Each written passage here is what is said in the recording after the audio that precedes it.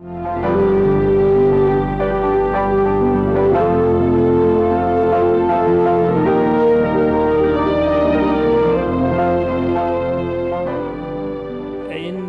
1967, I went to university, and another guy at university, Peter Halsey, he left very quickly and said it's not for him. We were both doing electrical engineering, and I wasn't convinced it was for me, but I had nothing else. But he went off, worked in a film studio, very rapidly became the golden boy with Andrew and Virginia Stone, and went off on Song of Norway. And then he came back through London and told me about he was going to Hollywood, he was going to make this film in Jamaica, he was going to get me on it. And I went, yeah, of course you are, you know. By then I had left university, and I'd gone to film school, and that's when he came through. I was now at film school. I forgot all about it, and then one day I came back and my flatmate told me there'd been a phone call for me from LA, and I said, they can't be phoning with bad news because I've had no news at all since this last time I met this friend of mine. An hour later, the phone rang on the hallway in this communal building, only one phone in the whole building, 5 flats. And I'm talking to someone in LA, Peter Halsey, in fact, initially, the guy, my English friend, who was the same age as me exactly, 22. And next thing, I spoke to the director, Virginia Stone, and then the cameraman, Alex McCombie, and they decided that was qualified enough to do it. And so then Peter Halsey got back on the phone and said, can you get on a plane tomorrow? And it was a Friday. And I thought, oh my God, can I get on a plane that quickly? Bearing in mind, I'd never been on a plane, not a proper commercial flight. Anyway, it transpired, of course, that he said, find out if you can get a ticket and I'll call back in an hour. And I rapidly found out that I needed a visa. I couldn't get a visa over the weekend, so I couldn't do anything till Monday.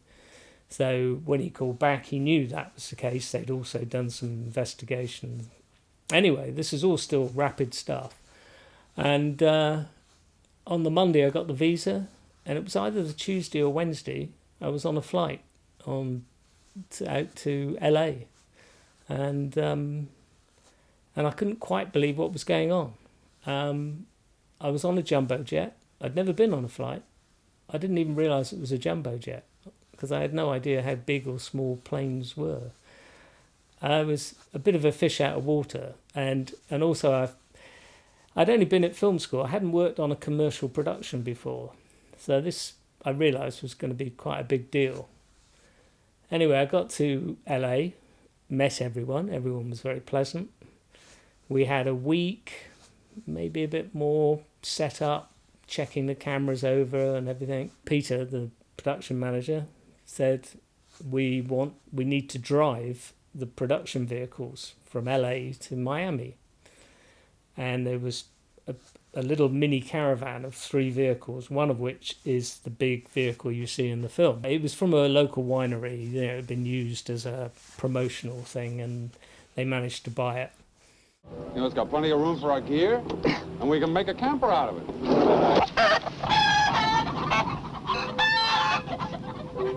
I think there was about 6 of us in 3 vehicles. Oh, and also one of the vehicles was towing the little thing that Derby is seen, the little beach buggy type thing that was being towed. And then the art director had all his stuff. And the sound guys were there with all their sound equipment. And we had all the camera equipment, 3 vehicles. So we set off, and everything was going fine. And then got this rattling noise from the wine truck, and I thought, what's going on? Anyway, it turned out that it was leaking oil.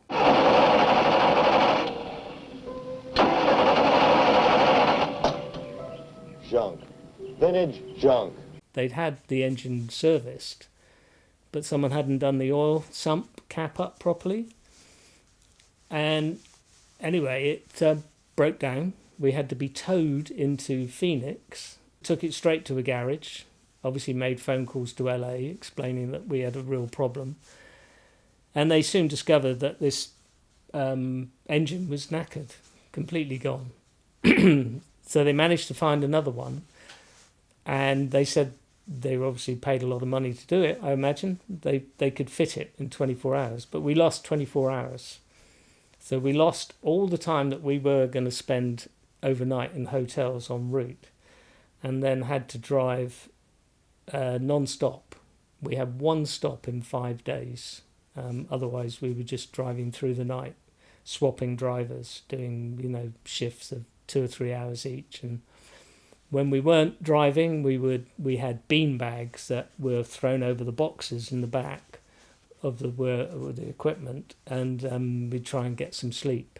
And we had one night, I can't remember where we did actually have a few hours sleep because it was just getting too much. And then we made the final. And during all this time, I developed toothache, and so that was pretty unpleasant.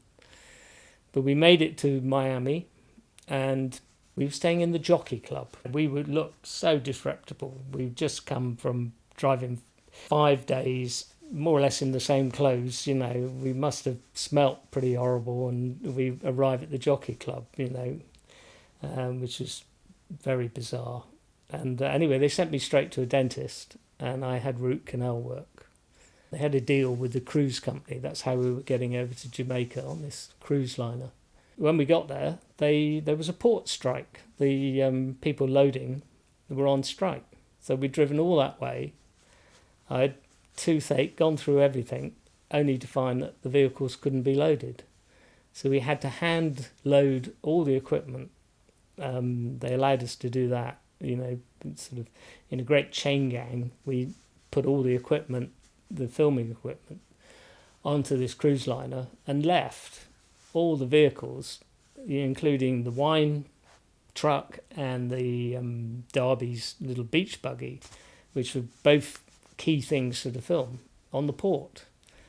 And they said they'd send them over as soon as they could resolve this port strike. It took us several days, I seem to remember, 2 days, 3 days maybe, to get to Jamaica, because we had to stop en route at various places because we had to fit in with the cruise liner. And then we arrived in Jamaica, and we were entertained by the Jamaican Tourist Board. I always remember, because there wasn't that many of us. We were like a documentary crew, really, not in terms of size. And I remember sitting with the tourist board people, and I saw my first gecko going around the wall, and I was like this. And that was all I was interested in. I was looking at this gecko, It was all PR stuff going on anyway about what they could do for us and all that, and really wasn't anything to do with me. But yeah, and the vehicles did make it. Within, I think, about a week, we got the vehicles, and so that was how I got there. I was getting paid, for something that, frankly, at the time I'd have probably done for nothing, expenses, but, it was a huge opportunity for me. But, of course, by Hollywood standards, it was a low-budget movie, and one way they'd save money was they had Air Jamaica had given them free flights. In exchange, we had to film on the airport at some point with an Air Jamaica flight in it, of course. The Caribbean cruise people had obviously, they were getting, I think we had a cruise liner in it at one point. The benefit to me was that this root canal work I'd had done, the dental work, I had to go back to Miami on 3 separate occasions, and I was flown back first class Air Jamaica because they had these free flights. So I was sitting with all these businessmen, and this young 22-year-old, long hair, rather scruffy individual, but they didn't seem to mind. And I always remember Air Jamaica because every time after you'd taken off and levelled off, they did a fashion show. All the air hostesses had to go in and change in, and they came out wearing the latest in Jamaican fashion, and they were parade up and down the aisle. You can't imagine anything like that happening nowadays, but So yeah, so they did, and the tourist board obviously were enabling them to film wherever they wanted because it was seen as it was a home sort of adventure film aimed at families. So the very people that they would want to come over and have a holiday in Jamaica. Mainly at that time it was American tourism because British tourism hadn't taken off because it was way too expensive to get there, and even the Americans had to be reasonably wealthy to go there. The Caribbean was very much an exclusive resort. I always remember on Montego Bay they had free swimming on one side and all the locals went on that side, and then they had a barrier, and on the other side you had to pay, and it was like chalk and cheese. One side clean, raked every day, no rubbish. On the other side, just left. It was so clear how the locals were treated. It's their country, for heaven's sake. Why shouldn't they be able to swim on the beaches? And because you had to pay to be on the beach, it was almost exclusively white. Because they couldn't afford to do it. So, unlike some of the other islands, it did get quite nasty on Jamaica. But none of that is revealed in the film. I felt I was there almost under false pretenses because I'd come out of film school, I'd worked on 35mm, I'd worked on 16mm, but I'd done it in a student environment, not a commercial environment. So working on my very first commercial project, great though it was quite nerve-wracking, and coupled with all this trips to Miami because of my tooth problem, I had no days off. For the first 3 weeks, my days off were spent flying backwards and forwards to Miami. I was having to come to terms with an American system, which was different to a British system, so there was difference in the way they wanted the rushes marked up and everything. And then I was having to load everything. I was going to get up early in the morning before everyone else to get the vehicles loaded. When I came back at night, I had to get all the rushes done because they were sent off on a regular basis to go back to LA and be processed. And frankly, I was just exhausted. And at the end of the night, I used to, on the way back to the hotel room, I used to just stand at the swimming pool and just fall in, fully clothed, because it was so hot and humid. I just needed that that relief of just falling into some lovely cold water. Want to have a go? No, I don't think so.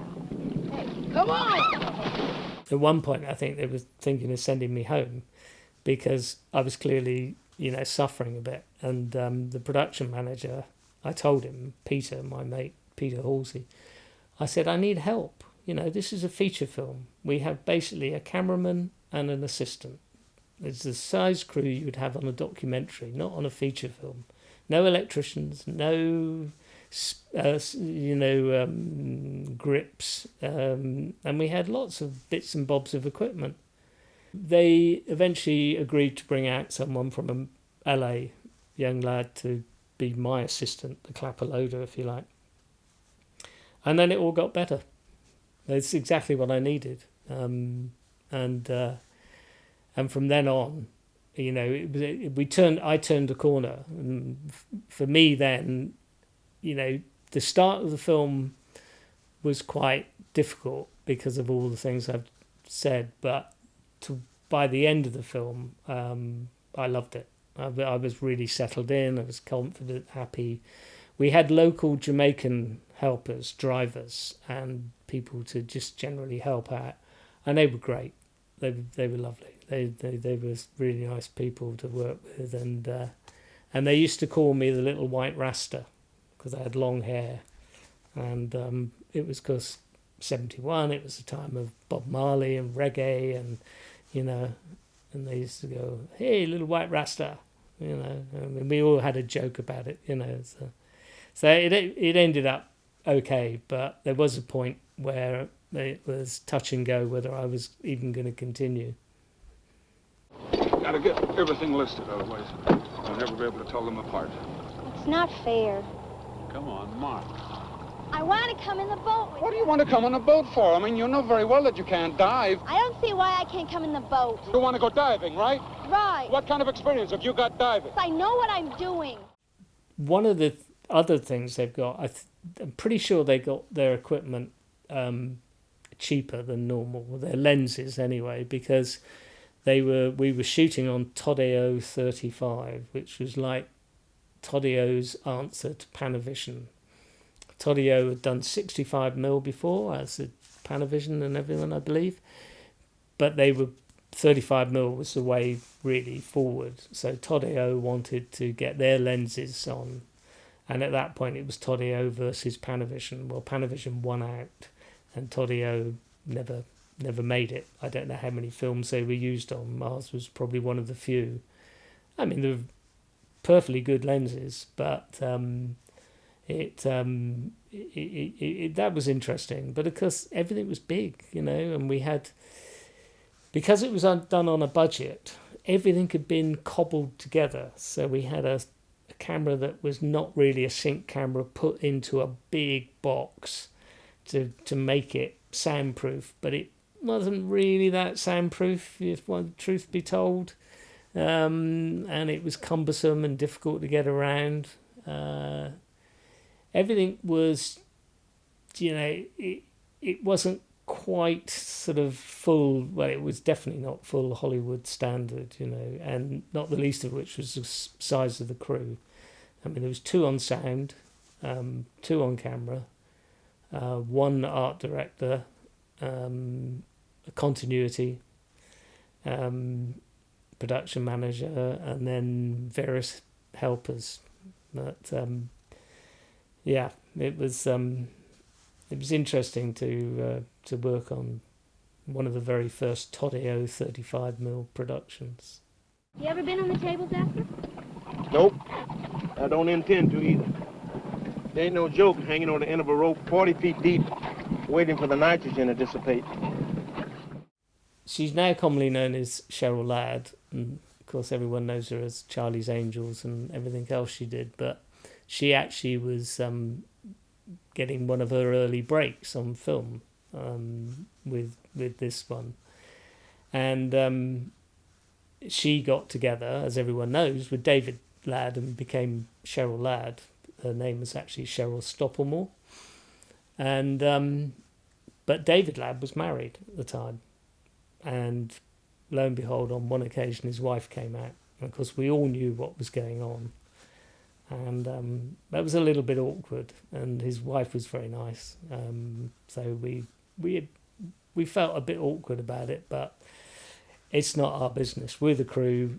What happens with the stars is up to them, it did rankle a bit, I have to admit. We did feel that we felt very sorry for his wife. But anyway, because they both became quite a famous couple. He went on and I think was in charge of CEO or something of one of the big studios, and she went on, of course, had a big career, particularly as Charlie's Angels, and the rest, as they say, is history.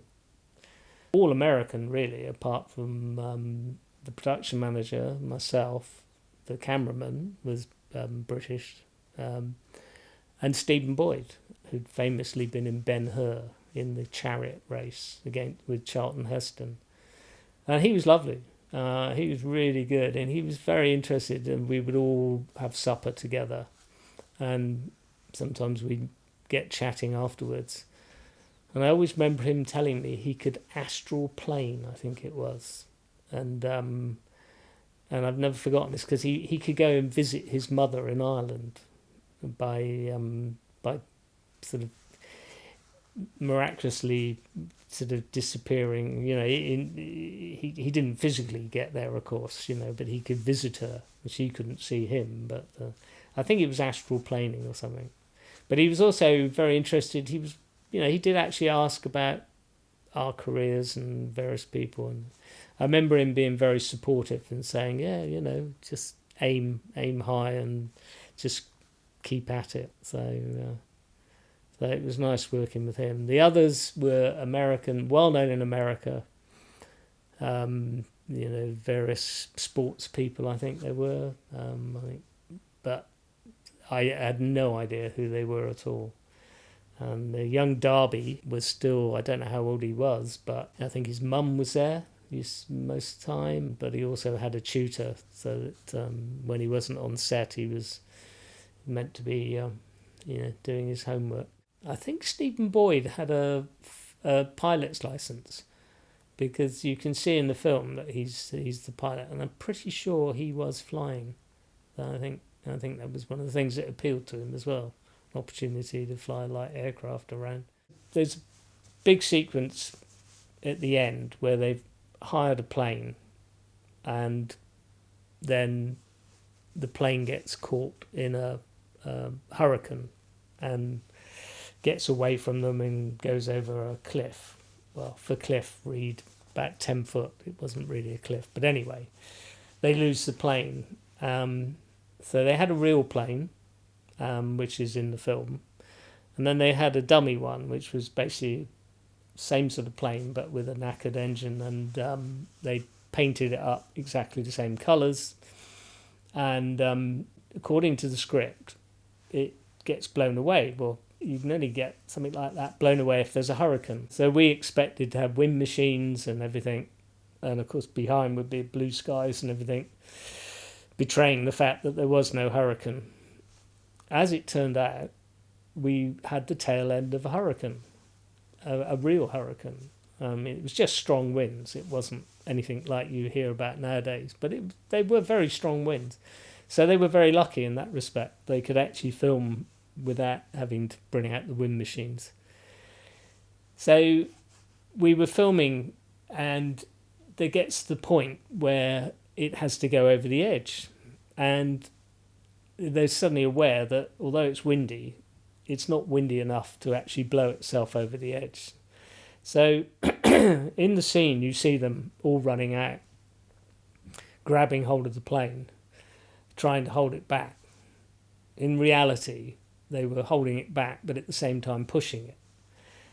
And then I've had a close look at the film, and I can't see myself on it, but obviously they had to be careful with the edit. But in order to get it to go over, they needed more people.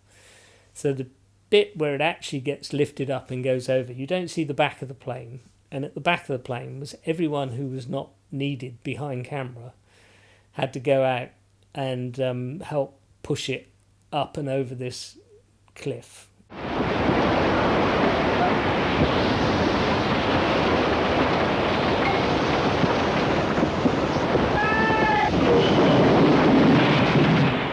It was a lie. They didn't actually get blown over, but they were incredibly lucky to get that sort of weather conditions, because every other day had been regular as clockwork. Up in the morning, blue sky. Lunchtime, you get a downpour. It would dry, become incredibly humid as it would evaporate, and by half an hour after the downpour, it would be blue skies again, and that we always had our lunch over that period. If you stepped out in this downpour, you were drenched. It was a typical tropical downpour. But with the plane, they had a real downpour. So the boom operator with the sound crew was actually an actor. And I don't know how much boom op he'd done, or whether he was taught the boom op, but he was the driver in the station wagon right at the start when they try and nick all their equipment. He's in the big white station wagon, and then you have a chase where Darby follows behind in the beach buggy. So the driver in that is actually the boom operator, who after that scene and sequence was just the boom operator. That was another way they were saving money,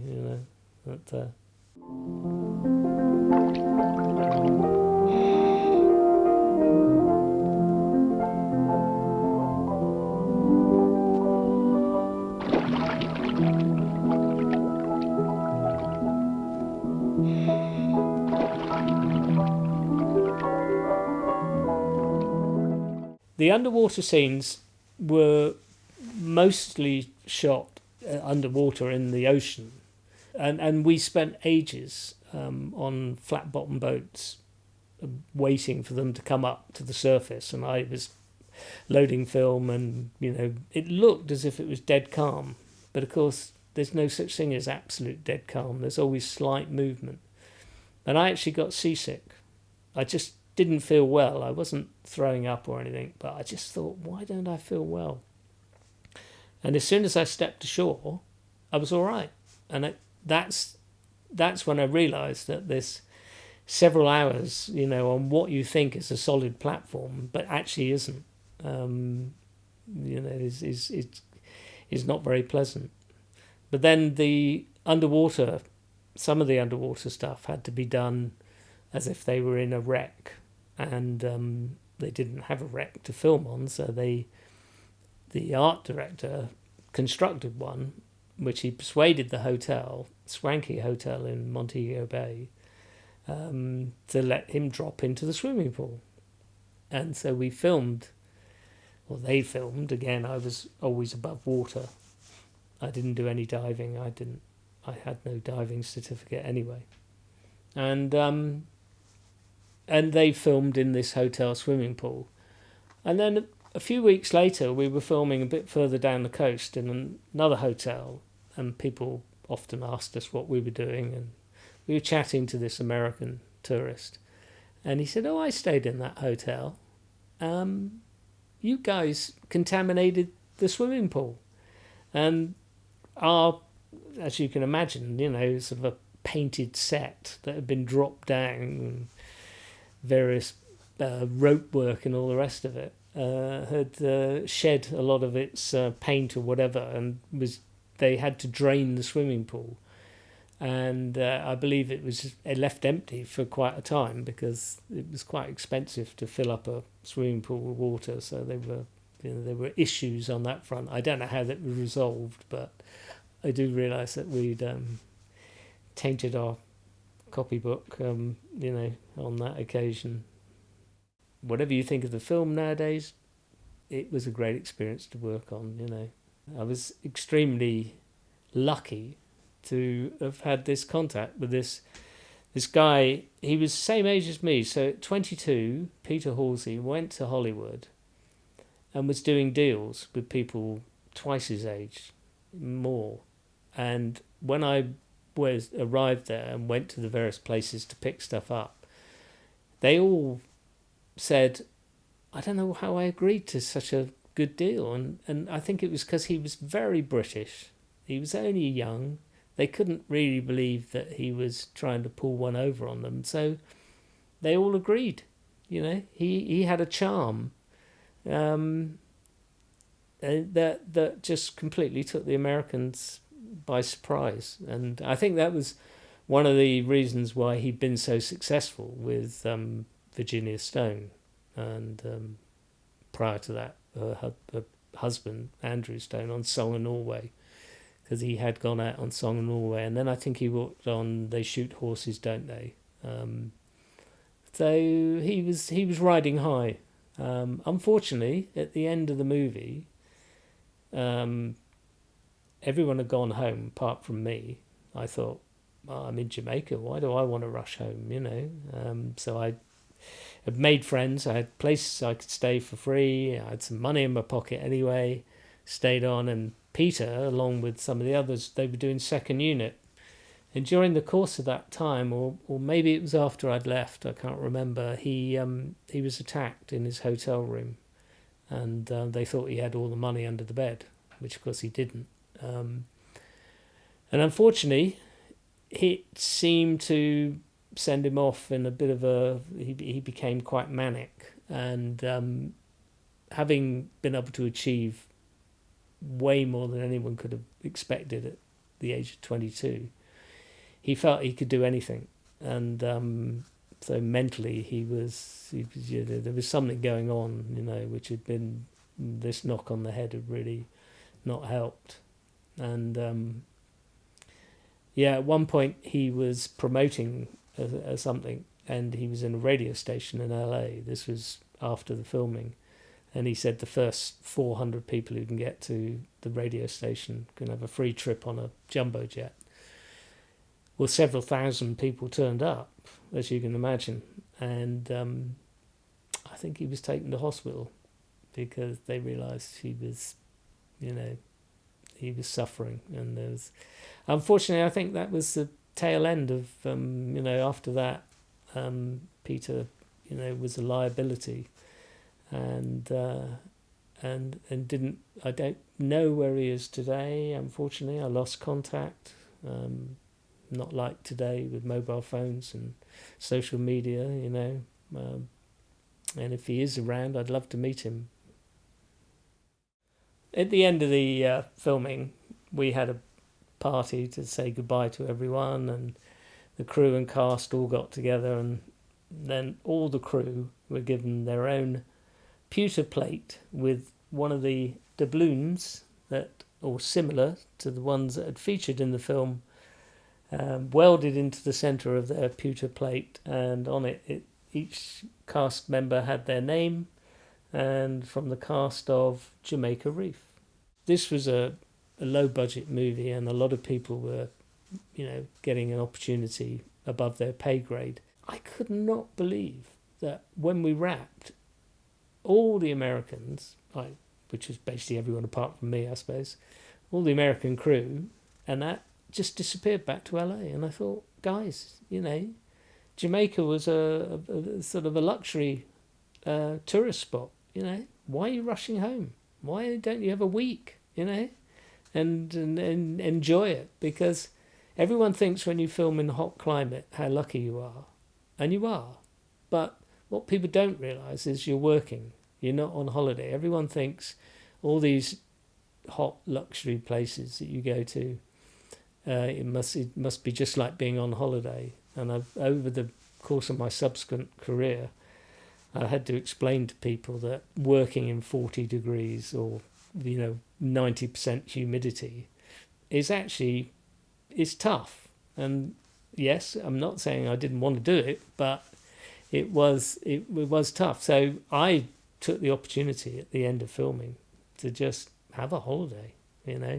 I travelled around, saw inland, saw parts of Jamaica. We never went to Kingston once in the filming. We only filmed along the tourist coast, Montego Bay, Ocho Rios, Port Antonio, and so I didn't get to see Kingston until I'd finished filming. And I was always surprised, but maybe that was why I ended up doing documentaries, because I always was curious. The local helpers that I got very friendly with all lived in the shanty towns and places around Montego Bay, places that a tourist wouldn't normally be allowed in. But I was welcomed in, and as soon because they knew I was with, Mr. Brockett and Hubert, and I remember having a meal with Hubert and his wife and his young child, and it was great to have that sort of access, not as a tourist, but as being accepted as a friend, and my only regret is I came back when I did, because Christmas was just about to happen and I wanted to be home for Christmas. I just wished, we'd had a bit longer. I'd had a bit longer. I would have stayed longer, but there you go.